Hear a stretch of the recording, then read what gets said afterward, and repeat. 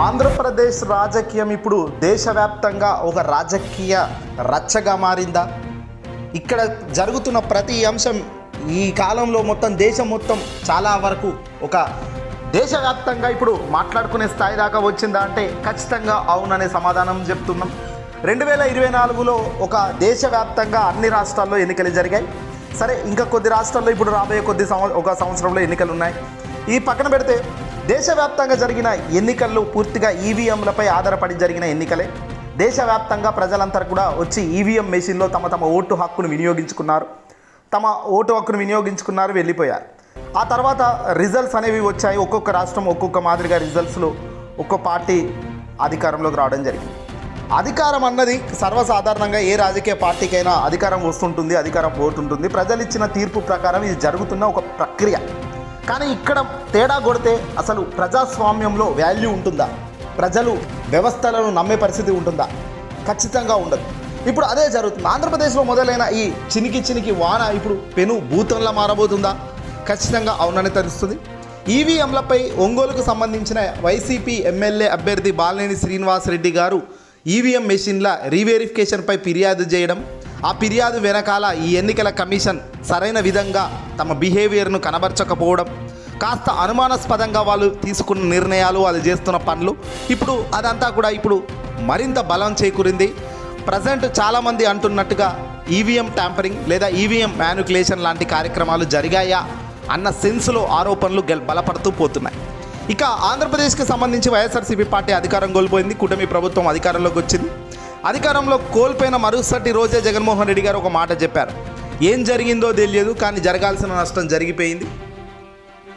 నేనైతే పెద్దగా చేయగలిగింది ఏమీ లేదు అని తాను మొదట్లో చెప్పే ప్రయత్నం చేశారు. కానీ ఆ తర్వాత తాను బ్యాక్గ్రౌండ్లో తన పని తాను చేసే కార్యక్రమం చేశారు. ఇప్పుడు ప్రజెంట్ ఎమ్మెల్యే అభ్యర్థిగా ఉన్న బాలినేని శ్రీనివాసరెడ్డి గారు ఒంగోలుకు సంబంధించిన కీలక ఒక 12 కేంద్రాల్లో, బూత్ కేంద్రాల్లో తనకు అనుమానాలున్న ఈవీఎం మెషిన్లను రీవెరిఫికేషన్ చేయాలంటున్నారు. ఇక్కడ ఎన్నికల కమిషన్ ఏమో మేము రీవెరిఫికేషన్ చేయము, ఎందుకంటే అందులో ఉన్న డాటా పూర్తిగా స్వైప్డ్ ఆఫ్ అయిపోయింది, డిలీట్ చేయడం జరిగింది అంటూ తాజాగా ఒక ఆరోపణలు వినబడుతున్నాయి.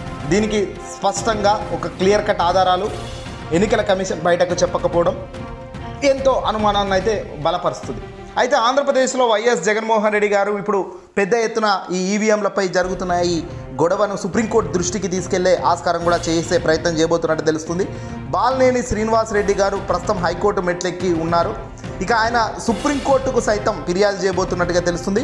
సుప్రీంకోర్టుకు వెళ్ళి తనకు జరుగుతున్న ఈ అన్యాయపు క్రీడ మొత్తం సుప్రీంకోర్టు ధర్మాసనం ముందు ఉంచే కార్యక్రమం చేసేందుకు రంగం సిద్ధం చేస్తున్నట్టు తెలుస్తుంది. పేరుకైతే బాలినేని శ్రీనివాసరెడ్డి గారి పేరు వినబడుతున్న తెర వెనకాల పెద్దలు జగన్మోహన్ రెడ్డి గారు, అలాగే వైసీపీ పార్టీకి సంబంధించిన ముఖ్య నేతలు, ఎంతోమంది గొప్ప మేధావుల సలహాలు సూచనలు తీసుకుని వీళ్ళు కార్యక్రమాలు చేస్తున్నారు అని చెప్పక తప్పని పరిస్థితి ఉంటుంది. ఎందుకంటే ఇవన్నీ కూడా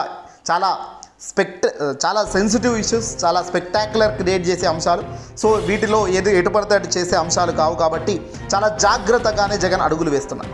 ఇక జగన్ వేస్తున్న ఈ అడుగులకు కాంగ్రెస్ పార్టీ, కేంద్రంలో ఉన్న ఇండియా కూటమి నేతలు ఇప్పటికే చాలామంది ఈవీఎంలపై మాట్లాడడం జరిగింది. ఈవీఎంలపై వాళ్ళు సైతం తమ అభిప్రాయాలను బయట పెట్టడం జరిగింది. వాళ్ళ రాష్ట్రాల్లో కూడా ఈవీఎంలకు సంబంధించిన మ్యానిపులేషన్ జరిగిందని, ఓట్ ఫర్ డెమోక్రసీ డాటా ప్రకారం కాంగ్రెస్కు సంబంధించిన చాలామంది పెద్దలు వ్యతిరేకిస్తున్నారు. ఈవీఎంలను తక్షణమే రద్దు చేయాలి, ఈవీఎంలనే కాదు ప్రభుత్వాలను రద్దు చేయాలి అంటూ కాంగ్రెస్ పార్టీ సైతం అక్కడక్కడ వాళ్ళ గొంతును వినిపించే కార్యక్రమం చేస్తున్నారు. ఇదే కార్యక్రమంలో జగన్మోహన్ రెడ్డి గారు కనుక గట్టిగా ఈవీఎంలపై యుద్ధం చేస్తే కాంగ్రెస్ పార్టీకి సంబంధించిన సోనియా గాంధీ, రాహుల్ గాంధీ వాళ్ళు సైతం జగన్తో చేయి కలపబోతున్నారా, కలిపేందుకు వాళ్ళు సిద్ధంగా ఉన్నారా అంటే అందుతున్న విశ్వసనీయ సమాచారం ప్రకారం ఖచ్చితంగా వీళ్ళంతా జతగట్టి యుద్ధం చేయబోతున్నట్టుగా తెలుస్తుంది. అందరూ ఒక్కతాటిపైకి వస్తేనే ఏదైనా మనగడ ఉంటుంది అని జగన్ ఇటీవల లీగల్ సెల్ అంటే లాయర్లతో, వైసీపీకి సంబంధించిన లీగల్ సెల్ కమిటీ నేతలతో జగన్ చెప్పుకొచ్చారు. అంటే ఒక్కొక్క కమిటీలను జగన్ ముందస్తుగా సిద్ధం చేశారు. ఒక సైడు ఒక 100-200 మంది లీగల్ టీమును అలర్ట్ చేశారు. అలాగే వైసీపీ క్యాడర్ను అలర్ట్ చేశారు. అలాగే గ్రౌండ్ లెవెల్లో మరోసారి బలపడేందుకు జగన్ తనదైన ముద్ర వేస్తున్నారు. అన్ని బలంగా తయారైన తర్వాత జగన్మోహన్ రెడ్డి గారు 1-2 సంవత్సరాల పాటు ఈవీఎంలపై ఒక యుద్ధం కొనసాగించే కార్యక్రమం చేస్తూనే ప్రజల్లోకి నేరుగా వచ్చే కార్యక్రమం చేస్తారు అనే సందేహాలు వ్యక్తమవుతున్నాయి. ఇదే క్రమంలో జగన్మోహన్ రెడ్డి గారితో చేకల్పడానికి సోనియా గాంధీ సైతం కాంగ్రెస్ పార్టీకి సంబంధించిన వ్యక్తులు, కీలక వ్యక్తులు సైతం జగన్మోహన్ రెడ్డి గారితో డైరెక్ట్గాను చేతులు కలుపుతారు. కానీ వాళ్ళ ఇండియా కూటమిలో కానీ ఏ కూటమిలో కానీ వైఎస్ఆర్సీపీ పార్టీ ఇన్వాల్వ్ కాదు. కేవలం ఒక సమాజంలో ఒక మానవ దృక్పథంతో ప్రజల హక్కులను కాలరాసే కార్యక్రమాలు చేస్తున్న కార్యక్రమాన్ని పూర్తిగా తిప్పికొట్టేందుకు మాత్రమే ఒక సహాయం మాదిరిగానే పెద్ద ఎత్తున ముందుకు తీసుకెళ్ళాలి. కాబట్టి ఈ మాదిరిగా వీళ్ళంతా కలిసే ఆస్కారం లేకపోలేదు అనే వార్తలు వినబడుతున్నాయి. ఈవీఎంలపై జరుగుతున్న ఈ రచ్చపై ఇప్పటికీ అధికారంలో ఉన్న కూటమి నేతలు సైతం సమాధానం చెప్పట్లేదు. వాస్తవానికి వాళ్ళు సమాధానం చెప్పాల్సిన అవసరం, బాధ్యత వాళ్ళకు కూడా లేదు. ఎందుకంటే అది వాళ్ళ పరిధి కాదు, వాళ్ళ పని కాదు. కాబట్టి కేంద్రంలో ఉన్న ఎన్నికల కమిషన్ కానీ కేంద్ర పెద్దలు కానీ దీనిపై నోరు కూడా ఎత్తే పరిస్థితి లేదు. మరి దీని వెనకాల ఏం చర్చలు, ఏం ఇన్వెస్టిగేషన్లు జరుగుతున్నాయో పెద్దగా బయటకైతే రావడం లేదు. కానీ మార్కెట్లో మాత్రం పెను సంచలనంగా ఈ ఇష్యూను కనబడుతుంది. సుప్రీంకోర్టు, హైకోర్టు ఇచ్చే తీర్పులు రాబోయే కాలంలో ఏ మాదిరి ఉంటాయి? మరి ఒకవైపున బాలినేని శ్రీనివాసరెడ్డి గారు కోరుతున్నది ఏందయ్యా అంటే వెరిఫికేషన్ చేయాలి. ఆ రోజు ఈవీఎం మెషిన్ తీసుకొచ్చి పెట్టాలి, అలాగే వీవీప్యాట్ని పెట్టి అక్కడ స్లిప్పులను, ఇక్కడ పడ్డ ఓట్లను టాలీ చేయాలి అంటున్నారు. అసలు ఆ ఓట్లే లేవు అంటున్నారు చాలామంది. ఎందుకంటే వీళ్ళు ఎప్పుడో డిలీట్ చేశారు. ఎప్పుడు 45 రోజులు స్టోర్ చేయాల్సిన డాటాను కేవలం 10-15 రోజుల్లో, అంటే ఎప్పుడైతే బాలినేని శ్రీనివాసరెడ్డి గారు ఫిర్యాదు ఇచ్చారో, ఫిర్యాదు ఇచ్చిన మరుసటి రోజే మీరా గారు, ఎన్నికల కమిషన్ అధికారి మీరా ద్వారా రద్దు చేశారు, డిలీట్ చేసి పారేశారు. అలాగే వీవీప్యాట్లో ఉన్న స్లిప్లను కాల్చి పారేశారు అనే ఒక ఆరోపణ కూడా వినబడుతుంది. మరి ఎంతవరకు ఇవన్నీ కరెక్ట్, ఎంతవరకు రాంగ్ అనేది కూడా చెప్పలేని పరిస్థితి. ఇవి కనుక నిజమైతే మాత్రం నిజంగా ఇది సంచలనమే. ఎందుకంటే 45 రోజులు స్టోర్ చేయాల్సిన డాటాను ఏ రకంగా 10-20 రోజుల్లో వాళ్ళు డిలీట్ చేస్తారు? ఏ రకంగా ఇదంతా కూడా వాళ్ళు ఎన్నికల కమిషన్ పూర్తిగా లైన్ దాటి ప్రవర్తించిన తీరుకు మరి మూల్యం చెల్లించుకోక తప్పదా? ఎటు వెళ్తుంది దారి అనేది మాత్రం చాలా సంచలనంగా మారే అంశాలు ఇవన్నీ కూడా. అది ఏదేమైనప్పటికీ జగన్మోహన్ రెడ్డి గారు ఇప్పుడు ప్రస్తుతం జగన్ గారు అయితే ఈవీఎంలపై కనీసం నోరు కూడా ఇప్పటిదాకా లేవనెత్తలేదు. ఈవీఎంలపై ఇలా జరుగుతుంది, ఈవీఎంలపై వెరిఫికేషన్ కానీ ఏది కూడా జగన్ ఇప్పటిదాకా నోరు తెలియలేదు. కానీ తెర వెనకాల మొత్తం బాలినేని వెనకాల ఉన్నది మాత్రం జగన్. అది ఇండైరెక్టే చెప్పినా చెప్పకపోయినా తెలిసే. బాలినేని శ్రీనివాసరెడ్డి గారిని ముందు పెట్టారు కానీ వెనకాల ఉన్నది మాత్రం జగన్మోహన్ రెడ్డి గారే పార్టీగా ఉంది. చాలా క్లుప్తంగా, చాలా సెన్సిటివ్ ఐటమ్, చాలా క్లియర్గా, చాలా కేర్ఫుల్గా ముందుకు అడుగులు వేస్తున్నారు. ఎందుకంటే పర్ఫెక్ట్ డీటెయిల్స్, పర్ఫెక్ట్ ఆధారాలు మరింత బలం చేకూరిన తర్వాత ఎప్పుడే కానీ జగన్ తన నోటి నుంచి మాట్లాడతారు. అంతేగాని ఏది పడితే అది చంద్రబాబు మాదిరిగా మాట్లాడే వ్యక్తి కాదు జగన్.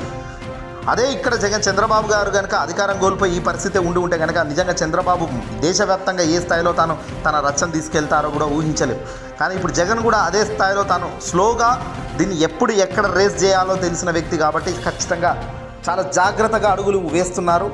ఈ వేసే ప్రతి అడుగుకు ప్రతిరోజు మూల్యం చెల్లించుకోక తప్పదు అనే కాన్ఫిడెన్స్ వైఎస్ జగన్మోహన్లో కనబడుతుంది. జగన్ ఓడిపోయినా తన ముఖంలో మాత్రం చిరునవ్వు చెదరలేదు. కానీ ఇక్కడ కూటమి వాళ్ళు అనుకున్నట్టు ముగ్గురు కలిసి జగన్ ఓడించినా వీళ్ళ ముఖంలో ఆనందం అయితే లేదు. మరి ఇవన్నీ చూస్తుంటే కూడా ఎందుకో ఎక్కడో భయం అయితే వీళ్ళలో కనబడుతుంది అన్నప్పుడు సందేహం లేదు. ఈ వీడియోని అసలు లైక్ కొట్టి షేర్ చేయండి.